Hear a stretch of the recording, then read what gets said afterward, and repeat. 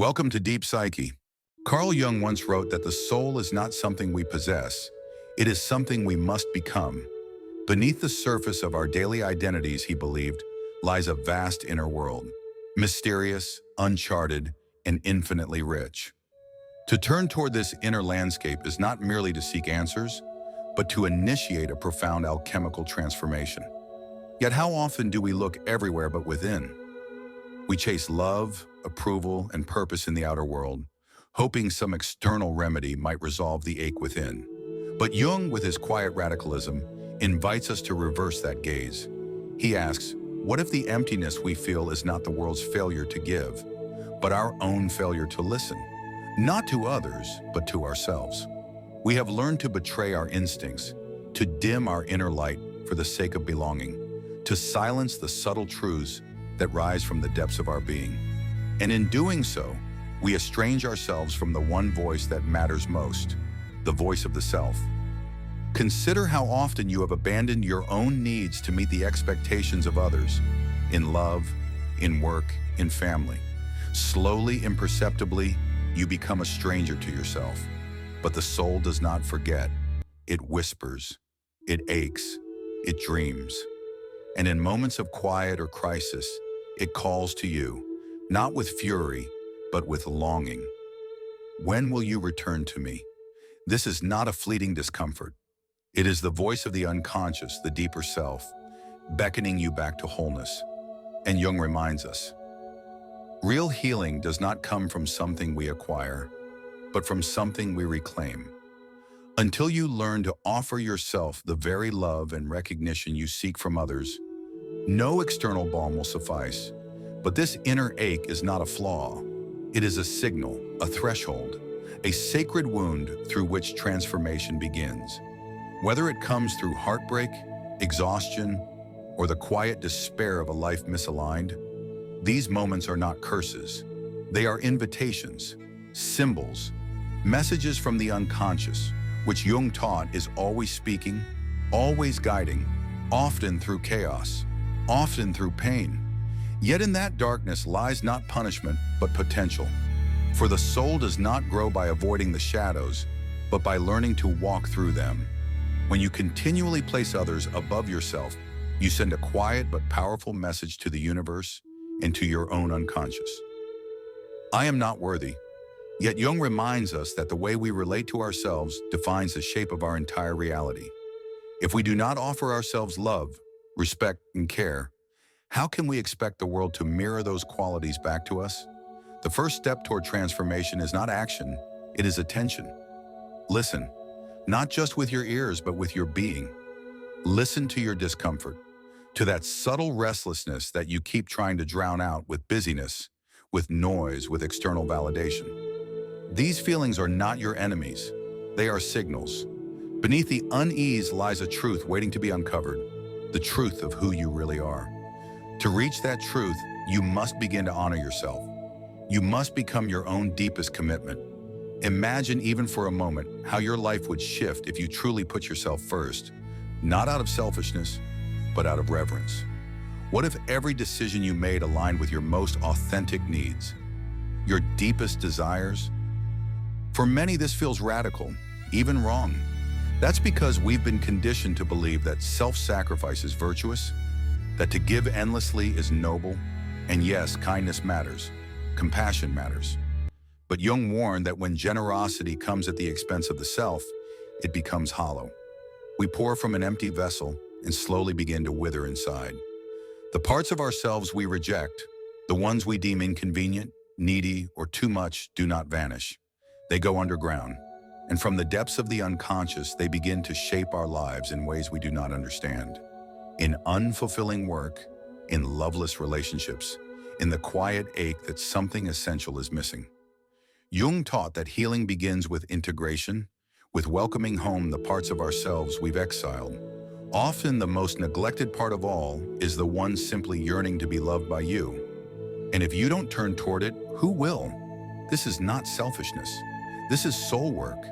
It means allowing yourself to rest without guilt, to pursue what truly lights you up, to say yes to your own life. It means remembering that your time, your energy, your presence, they are sacred, and they are not meant to be spent on people or paths that dim your spirit. Individuation, as Jung called it, is the sacred journey of becoming whole. But wholeness is not gifted, it is earned. Through courage, through self-honesty, through the often painful act of saying no to what is false and yes to what is true. Some will misunderstand you, some will resist your change, but Jung reminds us, the price of authenticity is the shedding of illusions, and in that shedding, you become free. When you finally choose to honor your own worth, something mysterious happens. The world around you begins to rearrange, as if the universe, long awaiting your return to yourself, finally exhales and whispers back, "Welcome home." The people who once drained your energy begin to fade, not with resentment, but with quiet inevitability. And in their absence, new souls appear, kindred spirits who uplift you, who mirror your growth, who resonate with the frequency of who you are becoming. This is not mere coincidence. Jung called it synchronicity, those seemingly random yet profoundly meaningful events that arise when your inner world aligns with your outer reality. Synchronicity is not chance, it is confirmation. It is the psyche whispering, you are on the path. But to walk that path, you must first confront yourself with radical honesty. What are you still clinging to that stifles your evolution? Which relationships, beliefs, or habits no longer serve the soul you're becoming? These questions are not comfortable, but they are essential. As Jung said, we cannot change anything unless we accept it, and we cannot accept it until we face it. One of the greatest barriers to our transformation is the fear of letting go. We cling to the familiar, even when it wounds us, because it feels safer than the unknown. But Jung reminds us, growth begins at the edge of what we understand. The unknown is not your enemy, it is the birthplace of your becoming. That fear you feel, it is not a warning, it is a threshold, a doorway. On the other side is the life and the self you've been quietly yearning for. When you begin to prioritize your inner truth, a profound shift occurs. You stop abandoning yourself. You stop negotiating your worth. You start choosing what aligns not just with your mind, but with your soul. You begin to set boundaries not as walls, but as sacred containers that protect your energy, your time, your essence. Because as Jung taught, we cannot offer others what we deny ourselves. You cannot pour love into the world if you have not first poured it into yourself. Prioritizing yourself also means returning to the dreams you buried long ago. How many years have you spent chasing the dreams of others, the expectations of culture, family, or fear? Now is the moment to pause, to listen, to ask, what do I truly want? What makes me feel alive? Jung reminds us that life gains meaning only when we live in alignment with the self, with that deep inner core that only you can define. And this journey, however winding, however uncertain, is sacred. It is yours. It will not always be easy. Some days will feel expansive, luminous. Others will feel uncertain, as if the world is asking you to shrink again. But in those moments of doubt, remember, every step you take toward your authentic self is an act of profound courage. And this courage does more than heal you. It becomes a light that others can see, a quiet permission for them to do the same. Because when you choose yourself, not out of ego, but out of truth, you are not just healing, you are transforming. You are becoming who you were always meant to be. Prioritizing yourself is not about striving for perfection or having all the answers. It's about being radically honest with yourself, about listening deeply to your inner needs and respecting your boundaries.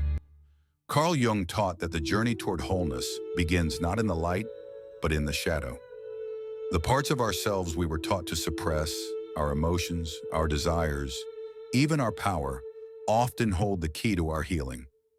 These hidden parts, though uncomfortable to face, are not our enemies. They are fragments of our truth, cast aside in exchange for acceptance, belonging, or survival. To integrate the shadow is to reclaim the energy that has long been trapped in silence.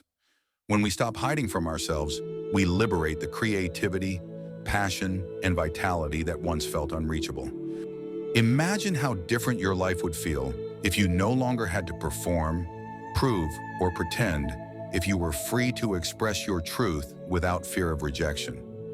That freedom is not only possible, it is essential. Because living authentically is not about becoming someone new. It's about remembering who you were before the world told you who to be. As you begin to prioritize yourself, life begins to change in quiet but powerful ways. The people who once drained your energy begin to fall away, and in their place, you'll find those who truly see you, those who resonate with your spirit. This is not a coincidence. Jung called it synchronicity, those seemingly random yet deeply meaningful encounters that arise when we are in alignment with our inner truth. Life begins to mirror your inner transformation. The more deeply you honor yourself, the more clearly the universe responds. But the path isn't always easy. Choosing yourself will sometimes be met with resistance. People may accuse you of changing, of becoming distant, of no longer playing the roles they once expected of you. But those reactions aren't about you. They are reflections of their own projections. Jung reminds us that people often see in us what they cannot yet face in themselves. And so, it is vital not to take these reactions personally. Your journey is not theirs to understand. Choosing yourself doesn't mean you stop caring for others. It means you no longer abandon yourself in the process. You give from a place of wholeness, not depletion. You love with open hands, not self-sacrifice. And in doing so, your relationships become more honest, more fulfilling, more alive. As you grow, you begin to set new energetic standards for how you are treated. Some people will rise to meet you, others will fade. This too is part of the transformation. Each boundary you set, each moment of self-honoring, strengthens your inner foundation. You build a quiet confidence, not loud or boastful, but rooted and steady. And that confidence becomes magnetic. The more you walk in alignment with your essence, the more the world begins to open in ways you once only dreamed of. Because when you choose yourself, you are not just healing, you are becoming.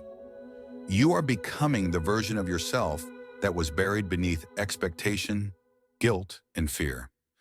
You are reclaiming the life that only you can live. The journey is not linear. There will be days of doubt, moments when the old voices whisper again. But even in those moments, you have the power to choose yourself once more, to return to your center, to trust your own becoming. Because in the end, prioritizing yourself is not selfish. It is sacred. It is the foundation for everything else. And it is the greatest act of love you will ever offer, to yourself and through yourself, to the world. Often the qualities we were taught to hide, our emotions, our ambitions, even our natural talents, were the very parts of us that carried the most light. Conditioned by the fear of judgment or rejection, we buried them deep.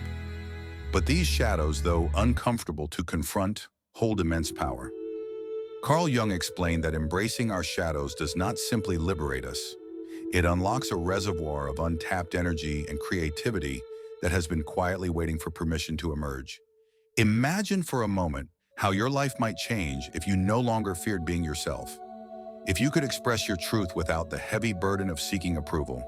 That freedom, the ability to live as your whole self, is the real gift of prioritizing your inner world. When you accept every part of who you are, even those traits once labeled as flaws, you begin to live with deep authenticity.